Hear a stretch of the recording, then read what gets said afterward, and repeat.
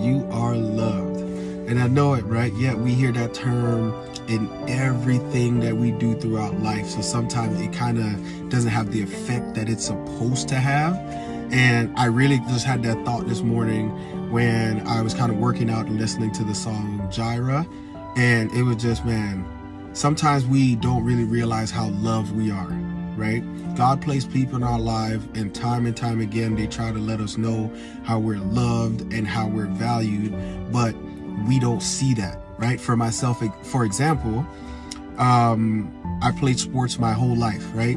Sports kind of put you in a mindset of you have to constantly prove that you're deserving of whatever it is that you're trying to attain, right? So you're always working and trying to prove to your teammates, your co-workers, to fans, or whatever the case is, that you're worthy of the praise, you're worthy of being loved. And that's not how God works, right? You don't have to do anything for God to love you. They said he knows your name before you're born, and he's laid out your path before you was even formed in your mother's womb. So that's somebody that loves you, that they pay attention to the detail of things before you're even born, right? And for us, we don't really receive that love God has for us, for the simple fact the world just kind of beat us down time and time again. So then we kind of don't wait on God, and we give up in the sense of, you know what? I'm done waiting on God, man. I'm going to do my own thing. I'm going to figure life out on my own. I'm going to try to be as happy and create the perfect life that I envision for myself. And it kind of, then we leave God. We walk away from the church, or we walk away from whatever it is that's calling us to grow in our faith. And then we start to get into numerous of different things. And then ultimately we're left with heartache, headache, and just a whole bunch of negative emotions that God never intended us for us to have, right? And then the inner child in us kick in to where we start to kick and scream and start reverting back and saying, if you love us so much, why are you letting these things happen to us, right?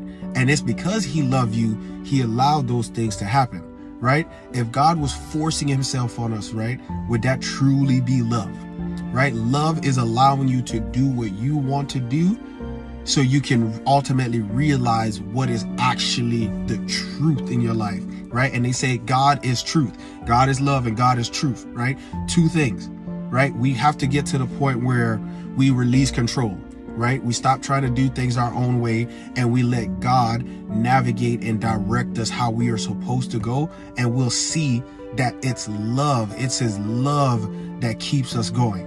Right? I know it's hard for some of us to receive love because the way our parents might have treated us, the way people that we thought we loved might have treated us, the way that the world might have taken your love and actually use it in a negative way. And ultimately, most of the time what we do is we look at God in the same light we look at men. If he hurt me, if she hurt me, if they hurt me, why would I trust something that I can't see and feel? But that's not the case, right? It says in the Bible that you have to constantly renew your mind daily, right? And I bring that up because of the simple fact the world always reminds us of our faults, our shortcomings, and everything that we failed at, because they want us to stay stagnant, right? The enemy doesn't want you to realize God loves you. When you realize and get that revelation that God loves you and wants you to be whole and prosper, right? There's nothing that can stop you. Right? Because once you realize God loves you, you're going to realize you're enough for any task. You're enough for any job. You're enough for whatever the case is. He's created you for that, right? And once you know that he loves you, you'll start loving yourself even more. Once you love yourself, man, there's nothing you can do. You won't fall for the enemy's tricks. You won't fall for the schemes. You can tell people no. You can walk away from distractions. Right? And that's what it's all about, right? And that's why I want to bring this message to you guys. And right, as I'm challenging myself to renew my mind daily, to see that God does love me, right? In every decision that I make, all the faults that I've been in, all the whatever the case is, God was there the whole time. He's never turned his back on me. And I've been one, like, yeah, I've been one that walked away from God. I've been one that was angry with God multiple times. Numerous times I was mad with God. Like, if you say you love me like you do, you put people in my path that say I'm destined for great things, why do I keep feeling like I get the short end of the stick? Why do I feel like I'm not loved like how everybody say I'm loved, right? And I ultimately had to get out of the way. I had to remove Steve out the way. Once I took myself out the equation, man, life is so good, right? Life is so good. Sometimes we just get in a place where we just love to do this. It's their fault that I'm here. It's their fault that I'm there. It's God's fault. This and this and this and that, right? When are we going to take accountability? When are we going to be the ones to take accountability? And that's one of the hardest things I ever had to do, was really sit back and evaluate every situation in my life and see that ultimately it came down to me. I put myself in those situations. For however it turned out, however people used me, whatever it is, people took advantage of the good that I was trying to do. It was your fault that got you in there. You're the one that made the conscious decision to go into that, right? And we got to get to a place where like, we just gonna seek God, right? If we constantly seek after God every day, renewing our mind, we'll see that he loves us. Once we realize he loves us, we'll then see how we are loved and valued, and then we can start loving ourselves. Once we start loving ourselves, the enemy tricks and schemes won't work. The same thing that we keep getting ourselves into won't work. And that's what it really comes down to, right? We have to start loving ourselves because God loves us. In Romans 8, I think it's verse 34, if I remember correctly, there's nothing you can do, have done, or will do. There's no angel or demonic things out there. There's nothing in this world at all that can cancel out God's love for you. When you catch that, man, anything you put your mind to, as long as you have God in it, you can attain it. There's nothing you can do.